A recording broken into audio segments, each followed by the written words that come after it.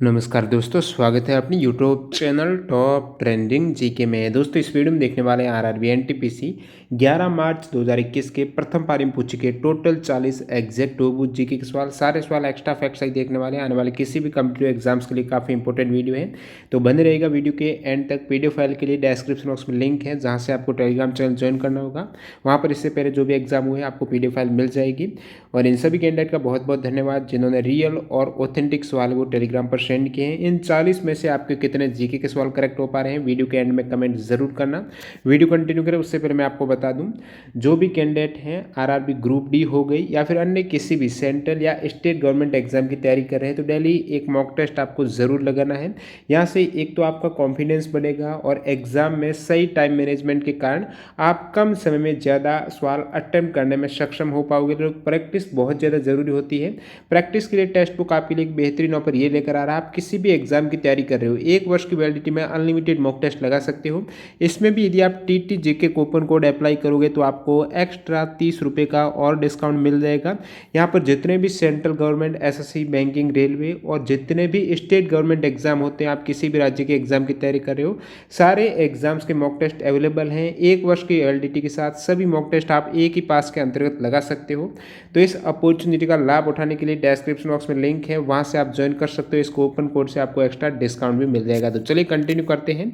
आपके सामने जो पहला सवाल है, शेर शाह सूरी का मकबरा कहाँ पर है? तो शेर शाह सूरी का जो मकबरा आपको पूछा है ये हो जाएगा सासाराम, जो कि बिहार राज्य में है। सासाराम में हो जाएगा शेर शाह सूरी का मकबरा। योनो किस बैंक का मोबाइल बैंकिंग ऐप है? तो योनो हो जाएगा एसबीआई का मोबाइल बैंकिंग ऐप है। यदि आपसे पूछ ले योनो जो मोबाइल बैंकिंग ऐप है उसकी फुल फॉर्म क्या है, योनो का मतलब क्या है, तो योनो का वाई का मतलब यू ओनली नीड वन, ये इसकी फुल फॉर्म हो जाएगी। यानी सारी कुछ आपको एक ही ऐप के अंतर्गत ट्रांजेक्शन कर सकते हो, कुछ भी आप देख सकते हो। अगला सवाल देखिएगा, 1980 में कितने बैंकों का राष्ट्रीयकरण हुआ था? तो 1980 में 6 बैंकों का राष्ट्रीयकरण हुआ था। सबसे पहले जो बैंकों का राष्ट्रीयकरण 1969 में 14 प्राइवेट बैंकों का राष्ट्रीयकरण हुआ था। तो 1969 का जो इससे पहले एनटीपीसी में पूछा हुआ है, 1980 में हुआ था 6 बैंकों का, 69 में हुआ था 14 प्राइवेट बैंकों का राष्ट्रीयकरण।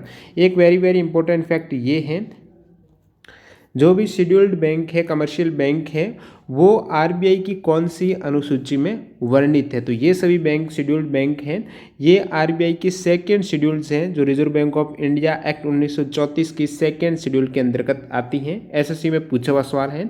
अगला सवाल देखिए यहाँ पर, कांशी राम किस पार्टी के संस्थापक थे?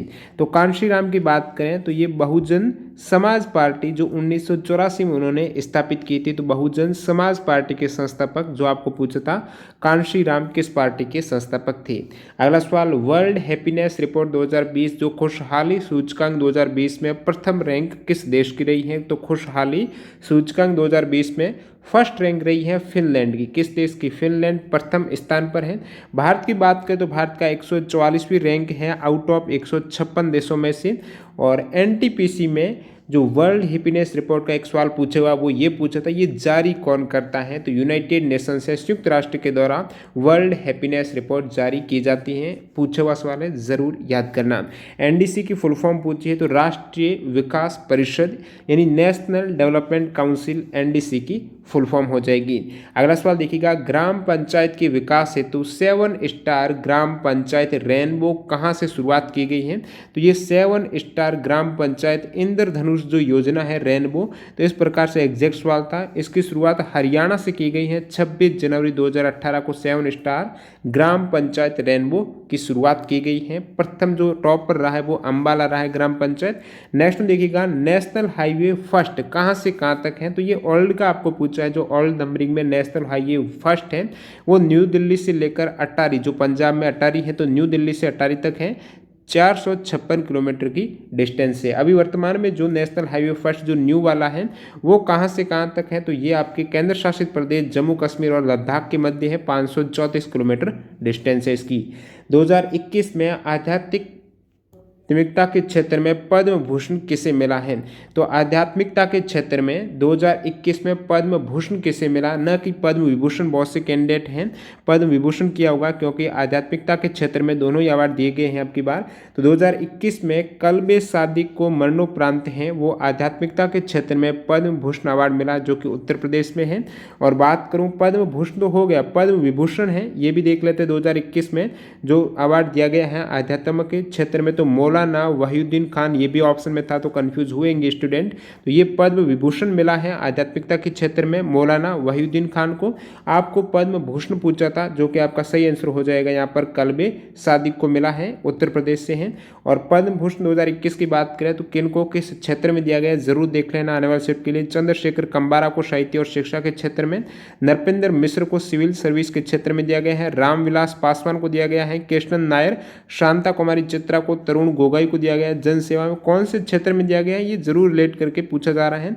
केशु भाई पटेल को भी जन सेवा में, सुमित्रा महाजन को भी दिया गया है, और तरलोचन सिंह को जन सेवा में, कल्बे सादिक जो पूछा गया था, रजनीकांत देवीदास श्रॉफ को व्यापार एवं उद्योग के क्षेत्र में। ये तो पद्म भूषण हो गए। और पद्म विभूषण 2021 है, देखिए यहाँ पर शिंजो आबे को जन सेवा के क्षेत्र में, ये स्पेशली जापान से हो गए, यूएसए से हो गए जो विदेशी हैं, इनका भी देखना आपको। शिंजो आबे जन सेवा। और विज्ञान और प्रौद्योगिकी के क्षेत्र में यूएसए से हैं, नरेंद्र सिंह कपानी को दिया गया है। एसपी बाल सुब्रमण्यम को मरणोपरांत कला के क्षेत्र में। चिकित्सा के क्षेत्र में एनालिसिस के लिए काफ़ी इंपॉर्टेंट है डॉक्टर बेले मोनपा हेगड़े को चिकित्सा के क्षेत्र में 2021 में पद्म विभूषण मिला है। ज़रूर एक बार और रिवाइज कर लेना, मोनपा हेगड़े चिकित्सा। और ये हो जाएगा वहीउद्दीन खान को आध्यात्म, बीबी लाल को पुरातत्व के क्षेत्र में, और कला के क्षेत्र में सुदर्शन साहू को। नेक्स्ट में देखिएगा, धमेक स्तूप किस वंश के द्वारा निर्मित किया गया था? धमेक स्तूप जो कि एक बौद्ध धर्म से संबंधित स्तूप हो जाएगा। तो ये मौर्य वंश के द्वारा अशोक के काल में निर्मित किया गया था 500 CE में। और कहाँ पर है? तो ये सारनाथ में स्थित है, उत्तर प्रदेश सारनाथ में है धमेक स्तूप। कालबेलिया किस राज्य का लोक नृत्य है? तो कालबेलिया है राजस्थान का लोक नृत्य है। राजस्थान में घूमर प्रसिद्ध है, गणगौर, कालबेलिया, चरी नृत्य बहुत बार पूछा जाता है, झुल्लन लीला। नेक्स्ट में देखिएगा, विश्व स्वच्छता दिवस कब मनाया जाता है? बात करूं, वर्ल्ड हैंड हाइजीन डे भी इसे बोला जाता है। विश्व हाथ स्वच्छता दिवस है तो 5 मई को ये मनाया जाता है। आपको पूछ ले वर्ल्ड हेल्थ डे, सिर्फ विश्व स्वास्थ्य दिवस है तो ये अलग है, ये दोनों अलग है। वर्ल्ड हेल्थ डे 7 अप्रैल को। सिर्फ पूछ ले ग्लोबल हैंड वॉशिंग डे, तो ये ग्लोबल हैंड वॉशिंग डे 15 अक्टूबर को मनाया जाता है। माउंट विंसन किस महाद्वीप की सर्वोच्च चोटी है? तो माउंट विंसन की बात करें तो अंटार्कटिका की ये पर्वत चोटी हो जाएगी, 4892 मीटर की हाइट पर है माउंट विंसन अंटार्कटिका में। 2019 में सबसे ज़्यादा शराब उत्पादन किस देश में हुआ है? तो शराब का निर्यात और उत्पादन सबसे ज़्यादा 2019 के डाटा के अकॉर्डिंग इटली करेक्ट हो जाएगा। BARC ने किस ओल्ड न्यूक्लियर रिएक्टर को 2018 में दोगुनी क्षमता के साथ अपग्रेड करके दोबारा शुरू किया है? तो ये हो जाएगा आपके अप्सरा जो न्यूक्लियर रिएक्टर हैं जो 2009 में बंद कर दिया गया था, वापस 2018 में भाभा एटॉमिक रिसर्च सेंटर ने दोबारा इसको दोगुनी क्षमता के साथ अपग्रेड करके इसका नाम रख दिया है अप्सरा U के रूप में पुनर्जीवित किया है। कब किया है? 2018 में। और मैं अप्सरा की बात करूं जो कि 2009 में बंद कर दिया गया था, तो इसकी शुरुआत कब हुई थी? तो प्रथम रिसर्च रिएक्टर है, बहुत बार पूछा हुआ एग्जाम में, तो प्रथम फर्स्ट रिसर्च रिएक्टर है एशिया का जिसका नाम है अप्सरा। ये 1956 में स्थापित किया गया था। कहाँ पर किया गया था? तो ट्रॉम्बे मुंबई में स्थापित किया गया था। अगला सवाल देखिए यहाँ पर, 1 GB में 1024 MB, बहुत बार रिपीट और इजी सवाल था। चेनाब नदी के किनारे कौन सा फोर्ट है, किला है? तो चेनाब नदी के किनारे हो जाएगा अखनूर का किला है जो जम्मू कश्मीर में है।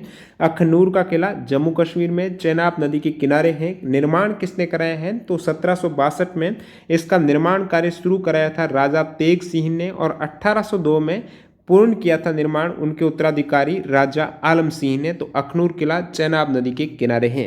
अगला सवाल, अंडमान द्वीप और निकोबार द्वीप समूह को अलग करने वाला चैनल कौन सा है?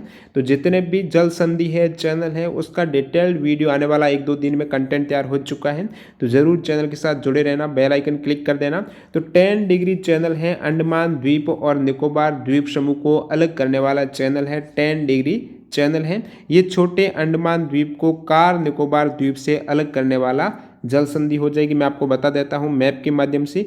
जैसे कि आप देख सकते हो अंडमान निकोबार में यहाँ पर 10 डिग्री चैनल है, तो ये देखिएगा लिटिल अंडमान है, इसको अलग करता है कार निकोबार से, ये है आपका 10 डिग्री चैनल।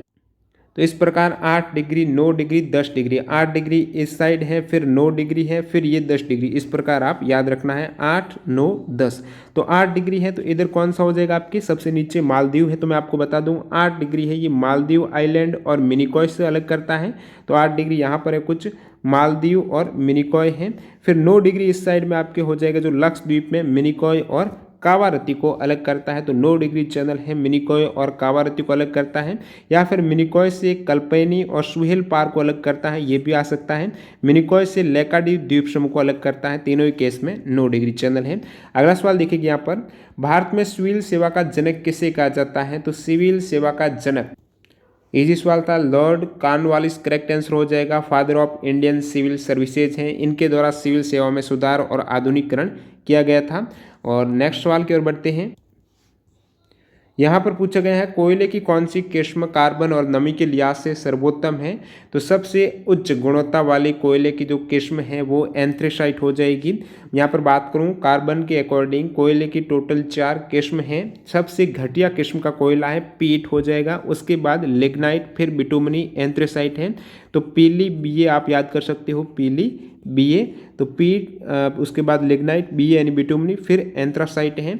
और सबसे उच्च गुणवत्ता वाला कोयला कौन सा हो जाएगा? एंथ्रासाइट है, ये सबसे उच्च गुणवत्ता का। इसमें कार्बन की मात्रा 94 से 98% होती है। अगले सवाल की ओर बढ़ते हैं। यहाँ पर तेल चटा यानी जो कॉकरोच है और अन्य जो कीट है उसमें उत्सर्जन किसके माध्यम से होता है? तो उत्सर्जन अंग आपको पूछा है, मालपीजियन नलिकाओं के द्वारा उत्सर्जन होता है, मालपीजियन ट्यूब्स हो जाएगा, करेक्ट आंसर है। एक नेफ्रीडिया होता है उत्सर्जन अंग, वो किसका होता है? अर्थवर्म का होता है, केंचुए का होता है। वर्ष 2018 में 6 लाख करोड़ बाजार पूंजी जो मार्केट कैप है उसके साथ भारत की दूसरी सबसे बड़ी कंपनी कौन सी थी या फिर है? 2018 में 6 लाख करोड़ बाजार पूंजी के साथ सेकेंड इंडिया की सबसे बड़ी ये एक आईटी कंपनी टीसीएस हो जाएगी। वर्तमान में टीसीएस का मार्केट कैप है नियरली 12.9 ट्रिलियन हो जाएगा, इसका दुगना यानी 12 लाख करोड़ है। प्रथम स्थान पर रिलायंस हो जाएगी जिसका कुछ 14 से 15 लाख करोड़ रुपए मार्केट कैपिटलाइजेशन।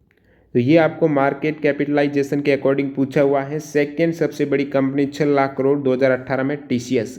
अगला सवाल देखिए यहाँ पर, गोल्ड फाइबर किसे कहा जाता है? तो गोल्ड फाइबर यहाँ पर हो जाएगा जूट, करेक्ट आंसर, यानी सुनहरा रेशा, जूट करेक्ट है। नेक्स्ट में देखिएगा, पारिस्थितिकी तंत्र में खाद्य श्रृंखलाएं हैं उसका ऊर्जा का प्रवाह दशांश नियम किसने दिया है? तो 10% का जो ऊर्जा का प्रवाह होता है, स्थानांतरण होता है, ये नियम खाद्य श्रृंखला में जो लागू होता है लिंडमैन ने दिया था। किन्होंने? लिंडमैन ने दिया था। और इनके अकॉर्डिंग अगले स्तर पर ऊर्जा का 10% ही पहुंचता है, 90% खत्म हो जाता है, शेष जो 90% वो ऊष्मा के रूप में उपयोग हो जाता है। यानी एक पोषक स्तर से दूसरे पोषक स्तर में जाते समय 90% ऊर्जा खत्म हो जाती है। एक से दूसरे पोषक स्तर में केवल 10% का, फिर दूसरे से तीसरे में जाएगा ना, वो भी उसी 10 में से 10% जाएगा, तो 10% ही ऊर्जा दूसरे स्तर तक पहुंच पाती है। इसलिए उत्पादक है वो सबसे ज्यादा और उपभोक्ता सबसे कम रहती है ऊर्जा। नेक्स्ट देखिएगा, 3 लाख से अधिक की जनसंख्या वाले नगर निगम में कौन सी समिति की स्थापना की जा सकती है? तो 3 लाख से अधिक जनसंख्या वाले नगर निगम में जो समिति की स्थापना होगी वो वार्ड्स कमेटी हो जाएगी। वार्ड्स कमेटी की स्थापना की जाती है जब वार्ड की जनसंख्या इस टाइप से हो जाती है। अगला सवाल देखिए यहाँ पर, इंटरनेशनल सिविल एविएशन ऑर्गेनाइजेशन यानी ICAO का हेडक्वार्टर कहाँ पर है? तो मॉन्ट्रियल कनाडा में हो जाएगा। ICAO यानी अंतर्राष्ट्रीय नागर विमानन संगठन जो एक यूनाइटेड नेशंस की एजेंसी है, इसका हेडक्वार्टर आपको पूछा है तो मॉन्ट्रियल कनाडा में है। 1947 को स्थापित हुई थी। भारत में पहला समाचार पत्र किसने प्रकाशित किया था? तो इंडिया में पब्लिश होने वाला प्रथम जो न्यूज़पेपर है वो किन्होंने पब्लिश किया था, उनके संपादक कौन है, ये आपको पूछा। तो जेम्स अगस्ट हिक्की इनके संपादक हैं और इस न्यूज़पेपर का नाम है हिक्कीज बंगाल गजट है, जो कि भारत में प्रकाशित होने वाला प्रथम न्यूज़पेपर है। 1780 में ये प्रकाशित हुआ था। ये एक इंग्लिश भाषा का वीकली न्यूज़पेपर है, कोलकाता से पब्लिश होता था। World first human rights TV channel है वो किस देश ने लॉन्च किया है? तो दुनिया का पहला मानवाधिकार टेलीविज़न चैनल है वो लॉन्च किया गया है लंदन यूके में। कहाँ पर? लंदन यूके में 15 जनवरी 2019 का लॉन्च हुआ है। भारत के पीएम के आधिकारिक निवास जिनका नाम है 7 लोक कल्याण मार्ग हैं। तो ये जो जगह है मार्ग है 7 लोक कल्याण मार्ग हैं, इनके वास्तुकार कौन है और यहीं पर बना हुआ है प्रधानमंत्री का ऑफिशियल जो निवास है। तो एडविन ल्यूटियंस की टीम में से मूल रूप से रॉबर्ट टोर रसेल के द्वारा इसको डिजाइन किया गया है, जो ब्रिटिश वास्तुकार एडविन ल्यूटियन की टीम का हिस्सा थे। ऑप्शन में एडविन ल्यूटियंस था तो करेक्ट करना था। 7 लोक कल्याण मार्ग का अन्य नाम है पंचवटी भी इसे कहा जाता है। आपको पूछ ले राष्ट्रपति भवन के वास्तुकार कौन है, तो ये भी एडविन ल्यूटियंस और हर्बर्ट बाइकर है। नेक्स्ट वन देखिएगा, ब्रह्मा समाज की स्थापना के समय राजा राममोहन राय ने के समाचार पत्र का संपादन किया था बंगाली भाषा में। तो एक वीकली न्यूज़पेपर है, समाज कौमुदी का संपादन है। संपादक कौन है, ये समाचार पत्र राजा राममोहन राय के द्वारा स्थापित किया गया है। कब हुआ था ये 1828 सॉरी यहाँ पर समाचार पत्र 1819 में हुआ था। ब्रह्मा समाज की स्थापना 1828 को हुई थी। और राजा राममोहन राय के द्वारा एक और न्यूज़पेपर जिसका नाम है मिरात उल अखबार है, ये 1822 में प्रकाशित किया गया था। तो ये समाज कौमुदी करेक्ट हो जाएगा। अगला सवाल देखिएगा, निम्न में से किस पीएच वैल्यू में हाइड्रोजन आयन की सांद्रता सबसे ज़्यादा है। तो इसमें से करेक्ट आंसर हो जाएगा pH4 जो वैल्यू है। यहाँ पर आप देख सकते हो जैसे जैसे pH वैल्यू कम होती है तो उसकी अम्लता गुण बढ़ जाता है। अम्लता गुण का मतलब यहाँ पर पूछा गया हाइड्रोजन आयन की सांद्रता जितनी ज़्यादा होगी उसकी अम्लता उतनी ही ज़्यादा होगी। तो pH वैल्यू जितनी कम होगी वो ज़्यादा अम्लीय या फिर हाइड्रोजन आयन की सांद्रता ज़्यादा होगी। तो सबसे कम यहाँ पर किसकी है, pH4 की। अगला सवाल देखिएगा, अंतरिक्ष उपयोग केंद्र स्पेस एप्लीकेशन सेंटर जो वो कहाँ पर है। तो स्पेस एप्लीकेशन सेंटर है ये अहमदाबाद गुजरात में है, 1972 में स्थापित हुआ था। इसरो का ही एक ये केंद्र है। कौन सा बेमेल है इस टाइप से पूछा गया था। हैंगिंग गार्डन मुंबई दे रखा था, ईडन गार्डन कोलकाता है, लोधी गार्डन नई दिल्ली है, एक वृंदावन गार्डन मैसूर दे रखा था। तो इसमें से विषम आपको पूछा होगा तो ईडन गार्डन हो जाएगा जो कि एक स्टेडियम है, क्रिकेट ग्राउंड है, बाकी सभी गार्डन है। और ये कहाँ पर है, वृंदावन गार्डन मैसूर मध्य डिस्ट्रिक्ट जो कर्नाटक है वहाँ पर है। अगला सवाल देखिएगा, paste special dialogue box open करने के लिए शॉर्टकट की क्या होती है। अब इसमें कंट्रोल+V भी था ऑप्शन में, तो स्टूडेंट ने गलत किया होगा क्योंकि यहाँ पर पेस्ट का नहीं पूछा है, पेस्ट स्पेशल का पूछा है।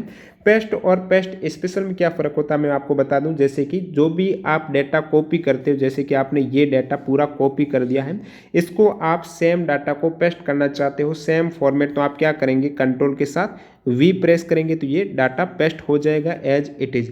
लेकिन उसका फॉर्मेट आप बदलना चाहते हो। फॉर्मेट बदलने का क्या मतलब हुआ, जैसे कि मान लेते हैं कि इस डेटा में एक हाइपरलिंक भी इंसर्ट है, तो आप चाहते हो कि वो सेम हाइपरलिंक है वो इंसर्ट हो जाए, तो उसका फॉर्मेट आपको चेंज करना होगा। अदरवाइज है या फिर वो हाइपरलिंक इंसर्ट न हो, एज इट इज़ आप कॉपी पेस्ट करेंगे तो इंसर्ट हो जाएगी। और उसको फॉर्मेट को चेंज करना, हाइपरलिंक इंसर्ट न हो, तो उसके लिए आपको पेस्ट स्पेशल करना होगा। या फिर मैं दूसरे एग्जांपल के माध्यम से समझाऊं, जैसे कि ये आप डेटा देख पा रहे हो, इसको आप इजीली कॉपी कर सकते हो, एडिट कर सकते हो। इसको आपने कॉपी कर लिया, ओके। अब आपको इस प्रकार पेस्ट करना है कि इमेज के फॉर्मेट में, ये सेम लाइन इमेज के फॉर्मेट में पेस्ट करनी है। तो मैं कंट्रोल ये पेस्ट स्पेशल करूंगा तो उसको मैं इमेज के फॉर्मेट में भी चेंज कर सकता हूँ। फिर आपको न तो उसको सेलेक्ट कर सकते हो, एडिट कर सकते हो, क्योंकि वो इमेज बन जाएगी। तो ये सभी पेस्ट स्पेशल में होता है, पेस्ट से अलग हो जाएगा, जो कि यहाँ पर फॉर्मेट को चेंज करके डाटा जो कॉपी होता है उसको पेस्ट किया जाता है। तो कंट्रोल+Alt+V इसकी शॉर्टकट कुंजी हो जाएगी। क्या हो जाएगी, कंट्रोल+Alt+V, न कि कंट्रोल+V। अगला सवाल, यीस्ट में एथेनॉल बनाने की प्रक्रिया किसके द्वारा होती है। तो ये खमीर जो यीस्ट से एथेनॉल बनता है वो अवायवीय शोषण के द्वारा हो जाएगा। तो अवायवीय करेक्ट हो जाएगा। FCCB की फुल फॉर्म पूछे तो फॉरेन करेंसी कन्वर्टेबल बॉन्ड हो जाएगा। FCCB की फुल फॉर्म है फॉरेन करेंसी कन्वर्टेबल बॉन्ड। कौन सा उभयधर्मी ऑक्साइड है, ये 4 ऑप्शन थे, इनमें से जिंक ऑक्साइड एक उभयधर्मी है। इसके अतिरिक्त एल्यूमिनियम ऑक्साइड भी उभयधर्मी ऑक्साइड है। उभयधर्मी का क्या मतलब हुआ, जो धातु ऑक्साइड अम्लीय और क्षारीय दोनों प्रकार का व्यवहार प्रकट करे वो उभयधर्मी हो जाएंगे। नेक्स्ट में देखिएगा, भू स्थिर उपग्रह है, इससे संबंधित कौन सा गलत कथन है। तो यहाँ पर ऑप्शन नहीं मिले हैं, ऑप्शन याद है तो कमेंट करना। भू स्थिर जो उपग्रह होते हैं, एग्जाम में पूछा हुआ सवाल है कि भू स्थिर कक्षा की पृथ्वी से ऊंचाई कितनी होती है। तो 35,786 किलोमीटर है भू स्थिर कक्षा की पृथ्वी से ऊंचाई होती है। और भू स्थिर कक्षा में ये उपग्रह स्थापित किए जाते हैं। यदि इस ऊंचाई पर कोई उपग्रह है तो पृथ्वी से हमेशा एक ही स्थान पर दिखाई देगा। पृथ्वी रोटेट कर रही है लेकिन उपग्रह एक ही दिशा में दिख रहा है क्योंकि ये भू स्थिर है, भूमि के साथ स्थिर हो गया, वो भी सेम वेग से पृथ्वी के साथ रोटेट हो रहा है। तो ये कक्षा भूमध्य रेखा पर स्थित होगी एवं उपग्रह के घूर्णन की दिशा पृथ्वी के घूर्णन के समान होगी। तो ये हो जाएगा भू स्थिर उपग्रह की परिक्रमा अवधि पृथ्वी के रोटेशन की अवधि के समान होती है। बाकी स्टेटमेंट क्या थे वो आप कमेंट करना। कौन सा इको फ्रेंडली पर्यावरण हितैषी है, तो दो ही ऑप्शन मिले, एक था प्लास्टिक को गड्ढे में गाड़ना, बिल्कुल इसका अपघटन नहीं हुआ तो इको फ्रेंडली नहीं है। सूखे पत्तों को गाड़ना है, तो ये कुछ ऑप्शन दिए गए थे, अन्य के ऑप्शन नहीं मिले हैं। अंतिम सवाल यहाँ पर एक पूछा गया, कौन सा कंप्यूटर नेटवर्क लघु क्षेत्र में स्थित घर, कार्यालय, स्कूल है, पास पास में ही है, उनके एक छोटे समूह को आपस में कनेक्ट करेगा, कवर करेगा नेटवर्क है, तो लोकल एरिया नेटवर्क इसका आंसर हो सकता है। यदि यही लैंग्वेज थी, लैंग्वेज चेंज थी, तो आप कमेंट करना इसमें क्या लैंग्वेज थी। तो इस टाइप से टोटल 40 सवाल यहाँ पर आपके कवर हो चुके हैं। वीडियो कैसा लगा कमेंट बॉक्स में बताना, और बाकी जो भी ड्यू शिफ्ट है यानी जिनका एनालिसिस नहीं आया है तो 1-2 दिन में कोशिश करूंगा कि उसको भी कवर कर दूं। थोड़े निजी कामों में बिजी था इसलिए वीडियो नहीं आ पा रहा था जल्दी, और बाकी कल से आपकी कंटिन्यू है, आपको टाइम पर वीडियो मिलता रहेगा। तो चैनल को सब्सक्राइब करके बेल आइकन जरूर क्लिक कर देना। मिलते हैं ऐसे ही किसी नए वीडियो के साथ। वंदे मातरम, जय हिंद दोस्तों।